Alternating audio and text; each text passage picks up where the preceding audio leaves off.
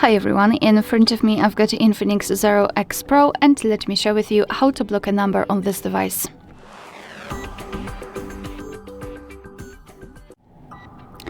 So as far as I know, we do not have the option to block the number from the contact list, but we can do it using a blacklist itself. So let's open the dialer.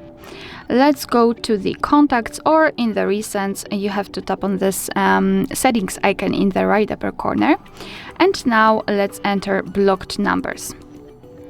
So here we've got the blacklist. Let's tap on it, and of course right now it is empty. So let's tap on this plus icon, and here we've got the section where we can enter the number manually.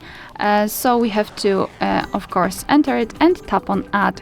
As you can see, it will immediately appear on the blacklist, and basically right now it is of course blocked, which means that you will not receive any incoming calls or text messages from this number.